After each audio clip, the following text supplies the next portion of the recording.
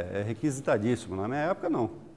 Né? Você tinha até que mostrar mais esforço tal para você galgar. Hoje, o cara na inércia ele vai.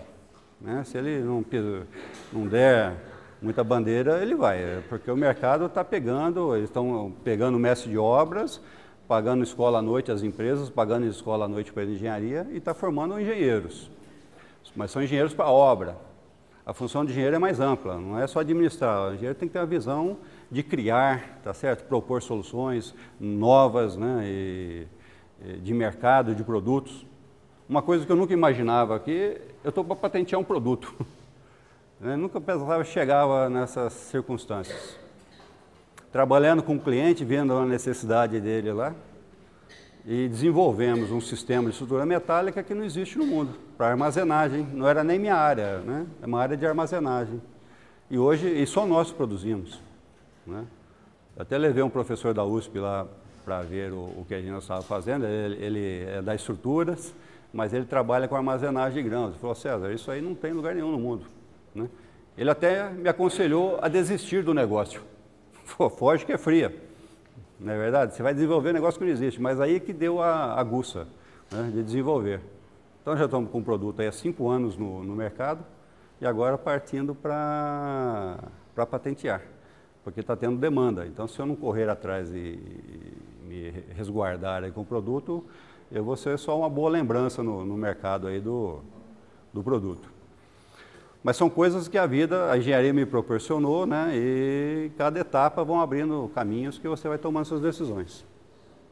Então, no período de formação, é muito obscuro ainda essa atividade da engenharia, né? Então, procura conhecimento em outras fontes, jornais, revistas, reportagens, né? Essas grandes obras que estão fazendo no país. Né, para começar a se empolgar desde já, e já ter mais ou menos delineado, né, no final para onde ir, o que fazer. Né. Então, essa seria mais ou menos isso aqui. A questão da ênfase, eu particularmente gosto da ênfase de sistemas construtivos, porque ela tem alguma coisa do básico, do tradicional da engenharia e tem a questão da programação, gerenciamento de obra, né? Administração. Ainda conversando há pouco com um professor que está montando um processo para ver onde é que estão os gargalos em obras. Eu posso garantir para vocês que os gargalos estão no gerenciamento, tanto do produto, né, como de mão de obra, principalmente mão de obra agora. Né? Isso, a ênfase de engenharia de sistema construtivo, ela aborda isso aí. Você tem que deslanchar, porque você vê programação e planejamento de obra, vê administração geral tinha, né? Não sei se tem ainda, economia, né? Então você tem uma visão também para decidir-se por aí. Na minha época, o sistema engenharia urbana era muito focado, o mercado de trabalho, pelo menos é que era apresentado para nós, era muito focado em empresas públicas. Você trabalhar na Companhia de Engenharia de Tráfego em São Paulo, na EMURB, em prefeituras pequenas, para você poder gerenciar projetos.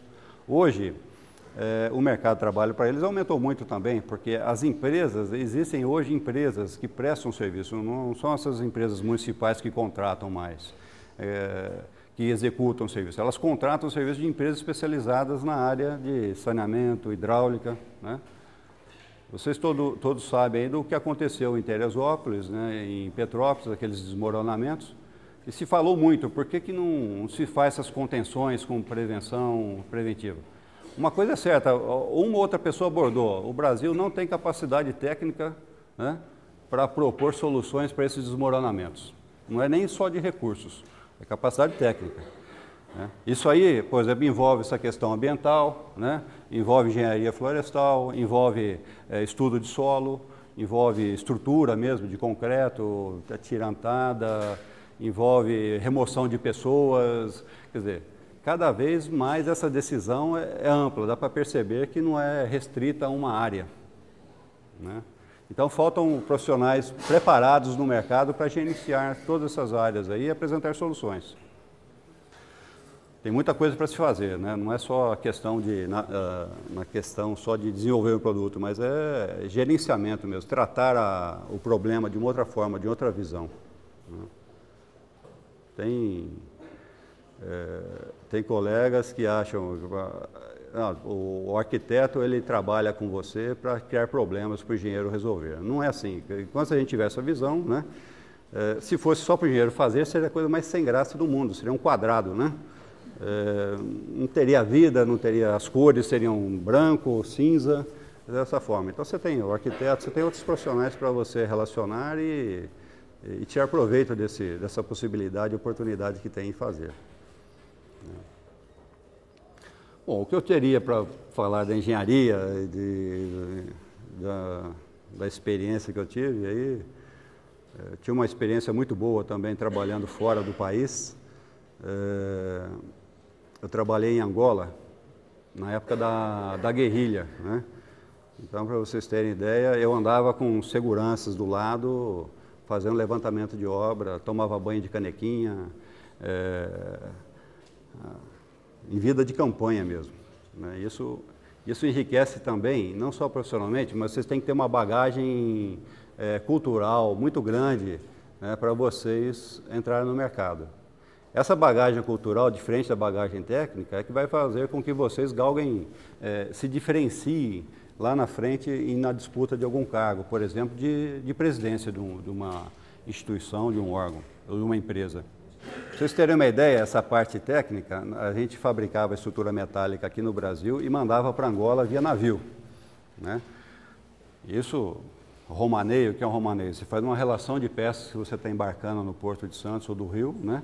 Coloca no navio e depois você confere o romaneio que chega lá em Angola ou em qualquer outro porto. Esse sistema de navegação, transporte, isso aí é muito precário ainda, não está muito longe do Jack Sparrow lá, é um sistema arcaico ainda, né? Então, nós conferimos umas peças que chegaram em Angola, as tesouras. O que são as tesouras, né? Que nós vamos fazer uma cerâmica e umas outras indústrias lá.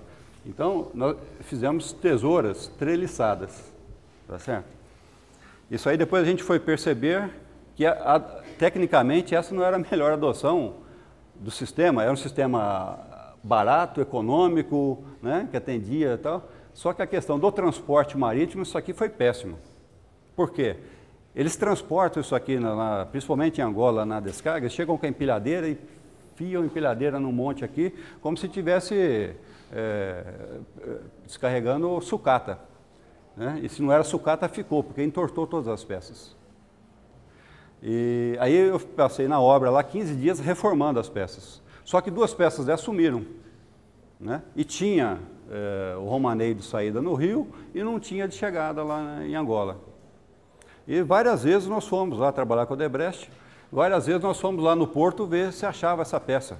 Até que um dia, ia lá no gerente do porto e tal, não tá, não veio, né, tal. Até que um dia você sai do gerente e vai no estivador. Você não viu uma peça aqui, isso aqui? Pô, só se foi aquela que caiu no mar, né? Caiu no mar na descarga e deixaram, ficou, não informou. E por sinal era a melhor peça que tinha, porque ela não foi descarregada com a empilhadeira. Então ela só caiu, depois ela foi içada, e só tinha problema de corrosão, né, que é a agressividade do mar. Então foi a melhor peça que tinha. E eu tinha que fazer, eu estava lá em Angola, eu tinha que fazer essas 2 peças. Como é que eu faço as peças? Lá não tem nada, né? Eu tinha que comprar material, não existe material lá. Existe, mas não, né, da forma que nós tínhamos projetado.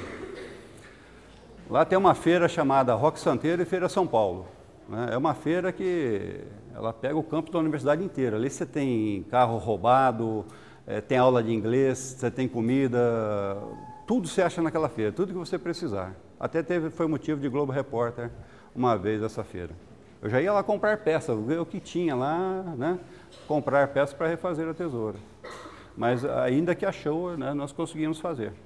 Então as limitações que às vezes você tem num campo, né, numa área de trabalho, você tem que superar, né? Você tem que atender a engenharia, mas você tem que ter alternativas, você tem às vezes que improvisar as situações. Essa questão do porto, por exemplo, né?